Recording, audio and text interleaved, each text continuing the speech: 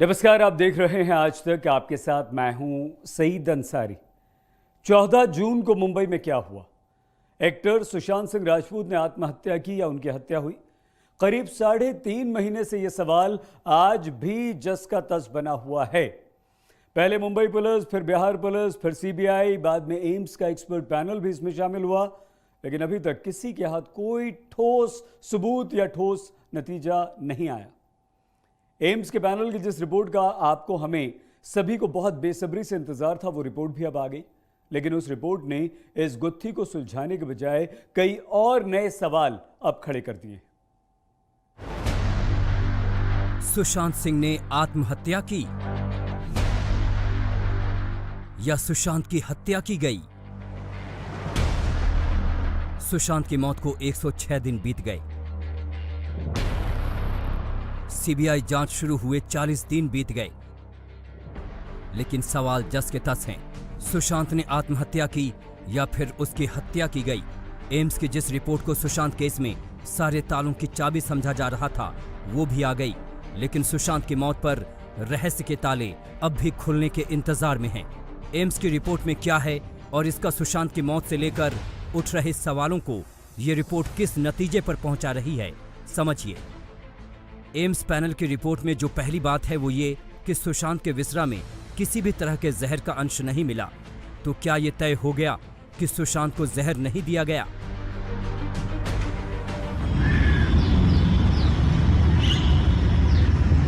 रिया मेरे बेटे सुशांत को लंबे समय से जहर पिलाया करती थी। वो इसकी हत्यारी है। जांच एजेंसी को चाहिए कि रिया को और उसके सहयोगी को अविलंब गिरफ्तार करें और उसे सजा दिलाएं। फिलहाल के हिसाब से देखें तो पिता के आरोप ठहर नहीं पा रहे हैं, यानी सुशांत के शरीर में कोई जहर एम्स की फॉरेंसिक टीम को नहीं मिला। लेकिन क्या ये आखिरी सच है? जवाब है नहीं, क्योंकि सुनंदा पुष्कर केस में देश ने देखा था कि कुछ केमिकल भी है दुनिया में जिनकी इंसानी शरीर पर मौजूदगी का पता लगाने की महारत अमेरिकी एजेंसी FBI की फॉरेंसिक लैब के पास है। इसीलिए दिल्ली के पुलिस ने इस मामले में भी FBI की मदद ली थी, यानी सुशांत केस में भी ये गुंजाइश अभी बाकी रह जाती है। सुशांत सिंह राजपूत की मौत के मामले में डॉक्टर्स के पैनल ने अपनी इनिशियल रिपोर्ट सीबीआई को सौंपी है। इस रिपोर्ट में ये साफ किया गया है कि जो विसरा कलीना लैब से इन डॉक्टर्स को मिला था, उसमें किसी भी तरह का केमिकल सब्सटेंस या फिर कोई जहरीला पदार्थ नहीं मिला है। ठीक ऐसा ही मामला सुनंदा पुष्कर केस में हुआ था, जब दिल्ली पुलिस ने अपने इस विसरा की रिपोर्ट FBI से केमिकल इन्वेस्टिगेशन कराया था। ऐसा इस मामले में भी संभव हो सकता है। दूसरा बड़ा सवाल सुशांत के गले में मिले निशान को लेकर है, जिसे फॉरेंसिक की भाषा में लिगेचर मार्क कहा जाता है। क्या इस निशान को लेकर एम्स का पैनल किसी पुख्ता नतीजे पर पहुंचा? जवाब है नहीं, क्योंकि कूपर ने जो जानकारी भेजी थी वो अधूरी थी। सुशांत केस में कूपर अस्पताल शुरुआत से शक के दायरे में रहा है। इसी अस्पताल में सुशांत का पोस्टमार्टम किया गया था। सुशांत की पोस्टमार्टम रिपोर्ट पर भी सवाल हैं, इसलिए एम्स पैनल ने भी कूपर अस्पताल और उसकी रिपोर्ट को क्लीन चिट नहीं दी है। सुशांत सिंह राजपूत की मौत के बाद जो ऑटोप्सी की गई थी मुंबई में, उसी ने ये तमाम शक, सवाल, ये सब कुछ पीछे छोड़ दिया। वरना तस्वीर साफ होती, वरना टाइम ऑफ डेथ लिखा होता, वरना शायद आज इस तरह से ये पूरा मामला इतने बड़े विवाद में बदलता ही नहीं। और एम्स ने ये साफ साफ अपनी इस रिपोर्ट में कहा है कि कूपर हॉस्पिटल के जिन 5 डॉक्टर्स की टीम ने ये ऑटोप्सी की है, उन्होंने गंभीर सवाल छोड़ दिए हैं। लैप्सेस का सीधा जिक्र करना। अब तीसरा सवाल उठता है कि अगर हत्या की थियरी साबित नहीं हो पा रही, तो आत्महत्या की थियरी में कितना दम है? इसका जवाब भी रिपोर्ट नहीं दे पा रही है, क्योंकि सुशांत के फ्लैट पर सीबीआई ने जो डमी ट्रायल किया था, उसकी रिपोर्ट आना बाकी है। सुशांत के फ्लैट से सुशांत के कपड़ों से कुछ नमूने उठाए गए थे, जिसको जांच के लिए भेजा गया है। उसकी रिपोर्ट अभी तक नहीं आई है। डमी ट्रायल किया गया है, जिसकी CFSL से रिपोर्ट आनी बाकी है। इसके अलावा केमिकल और बायोलॉजिकल के कुछ नमूने जांच के लिए भेजे गए थे, उसकी रिपोर्ट भी आनी बाकी है। एम्स की रिपोर्ट से एक अहम सवाल और उठ रहा है, वो ये कि क्या मुंबई के अस्पताल में सुशांत का विसरा टेस्ट सही ढंग से किया गया? जवाब है नहीं, क्योंकि एम्स की रिपोर्ट में वो विसरा के ड्रग टेस्ट की जानकारी भी चाहिए थी, जो उसे नहीं मिली। एम्स की रिपोर्ट ने सुशांत की मौत के राज से पर्दा उठा दिया है।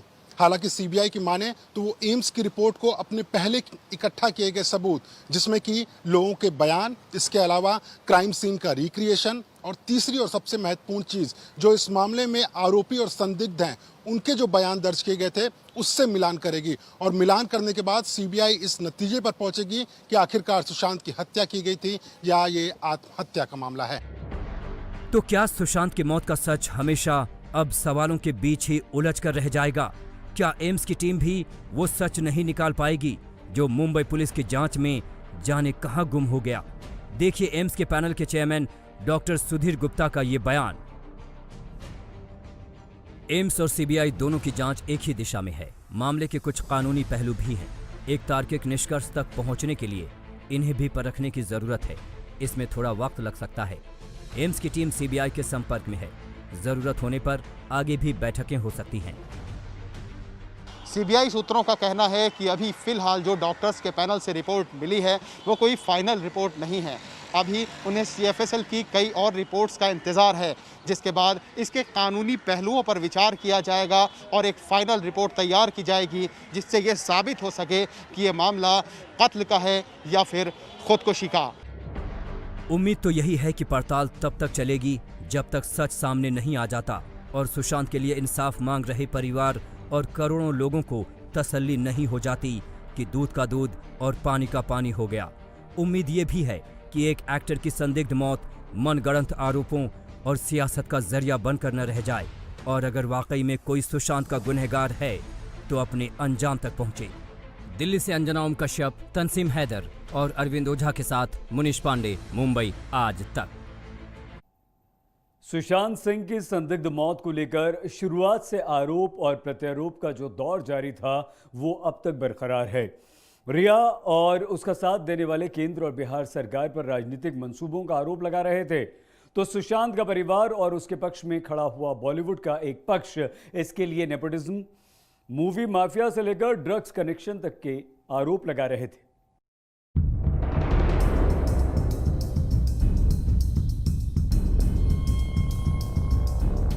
इससे पहले किसी मशहूर शख्सियत की मौत को लेकर इतना हंगामा हुआ हो, याद नहीं आता। एक तरफ सुशांत के लिए इंसाफ की मांग है तो दूसरी तरफ सुशांत की मौत का सियासी इस्तेमाल करने का आरोप। सुशांत सिंह 14 जून को दुनिया छोड़ गए थे, लेकिन उनकी मौत अब तक खुदकुशी और हत्या के बीच झूल रही है। सुशांत के नाम पर दो खेमों में बटे हिंदुस्तान के बीच भी एक तरह की रस्साकशी चल रही है। एनसीपी चीफ शरद पवार कह रहे हैं कि सुशांत केस की जांच के नाम पर कुछ और चल रहा है। असं की ते सुशांतच्या केसमध्ये त्याची आत्महत्या राहिली बाजूला आणि बाकीच्या सगळ्या गोष्टी हेच आहेत। आज या सगळं चौकशी करणाऱ्या यंत्रणेचं लक्ष लोकांचं अन्य ठिकाणी वळवण्याच्या संबंधीचे आहे का काय अशी शंका आणण्याची अवस्था आहे। एम्स की जिस रिपोर्ट का सबको बेसब्री से इंतजार था उसमें करीब सारे सवाल फिलहाल जवाबों के इंतजार में हैं। रिपोर्ट में कहा गया कि सुशांत को जहर नहीं दिया गया, लेकिन महाराष्ट्र सरकार ने मान लिया कि हत्या की आशंका खारिज कर दी गई है। लिहाजा महाराष्ट्र के गृह मंत्री ने यह ऐलान करने में देर नहीं लगाई कि जांच के नाम पर उनकी सरकार को बदनाम करने की कोशिश की गई। इसमें महाराष्ट्र को बदनाम करने का काम किया गया, इसमें मुंबई पुलिस को बदनाम करने का काम कुछ राजकीय लोगों ने किया, कुछ राजकीय पक्ष ने किया। ऐसा है कि सुशांत सिंह केस का फायदा आगे आने वाले बिहार चुनाव में होना चाहिए, उसके लिए कोई पॉलिटिकल पार्टी ने इस प्रकार की साजिश, इस प्रकार का राजकारण किया। सुशांत की मौत 14 जून को हुई थी। परिवार ने 25 जुलाई को एफआईआर की और 19 अगस्त को सीबीआई जांच को मंजूरी दी गई।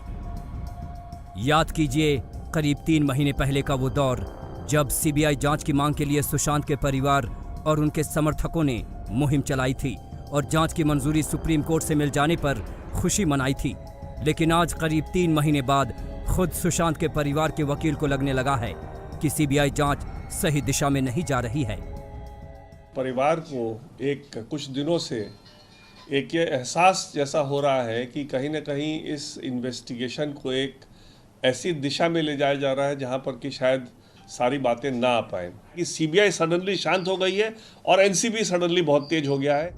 सुशांत केस की जांच मुंबई पुलिस से बिहार पुलिस, ईडी, सीबीआई और फिर एनसीबी तक पहुंच गई, लेकिन सुशांत की मौत का सच न जाने कहां दफन है कि ढूंढे नहीं मिल रहा। और जब सच पर्दे में हो तो पर्दे के दूसरी तरफ सबके अपने अपने सच हो जाते हैं। सुशांत केस में भी यही हो रहा है। बहुत पहले मेरे को एम्स के एक डॉक्टर जो आज के दिन इस कमेटी में है, नाम नहीं बोलूँगा क्योंकि उनसे मैंने पूछा नहीं है कि बताना चाहिए कि नहीं बताना चाहिए उनका नाम, लेकिन उनको मैंने फोटोग्राफ्स भेजे थे जो मीतू के खुद के खींचे हुए फ़ोटो थे, जो सुशांत की बहन के खींचे हुए फ़ोटो थे, और उन फोटोग्राफ्स को देख करके उन्होंने मेरे से कहा था कि ये 200% डेथ बाय स्ट्रैंगुलेशन है, ये सुसाइड हो ही नहीं सकता। चक्रवर्ती ने कंप्लेंट की है बॉम्बे पुलिस में कि सुशांत सिंह को गलत तरीके से प्रिस्क्रिप्शन देके उसको इलीगली ड्रग दिया जा रहा था। रिया चक्रवर्ती के साथ शुरू हुई जांच ड्रग केस के बड़े बड़े सितारों तक पहुंच गई है। सुशांत का सच अभी भी जाने कितने पर्दों के पीछे है। दिल्ली से अंजना ओम कश्यप और तंसीम हैदर के साथ मुनीश पांडे, मुंबई आज तक। एक बहुत छोटे से ब्रेक के लिए हम रुक रहे हैं। खबर के लिए सिर्फ आज तक, अफवाह के लिए कोई भी। देखते रहिए आज तक।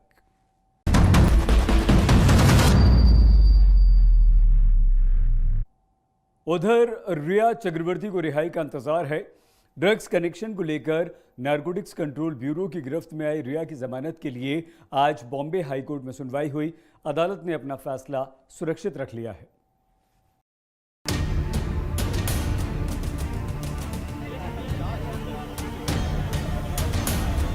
करीब 20 दिनों से जेल में बंद सुशांत सिंह की पूर्व गर्लफ्रेंड रिया चक्रवर्ती को रिहाई का इंतजार है।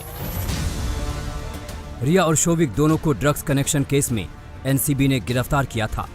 सेशन कोर्ट से दोनों की जमानत खारिज हो चुकी है, जिसके बाद दोनों ने बॉम्बे हाई कोर्ट का रुख किया, जहां आज दोनों पक्षों की ओर से दलीलें रखी गई। रिया के वकील के मुताबिक उनके मुवक्किल खुद ड्रग के धंधे में नहीं हैं, बल्कि वो सुशांत के लिए इसका लेन देन करते थे। इस पर एएसजी ने कहा कि भले ही रिया और शोविक ड्रग का इस्तेमाल न कर रहे हों, लेकिन वो इसे बढ़ावा दे रहे हैं। इस पर जज ने पूछा कि क्या ये ठीक होगा कि इस्तेमाल करने वालों को छूट दी जाए और ड्रग्स पहुंचाने वालों को सजा दी जाए। इस पर एएसजी ने कहा कि मान लीजिए कोई अपने दुश्मन के बच्चों को ड्रग एडिक्ट बना दे, तब क्या होगा। जज ने फौरन कहा कि ऐसे इंसान को 20 साल की सजा मिलनी चाहिए।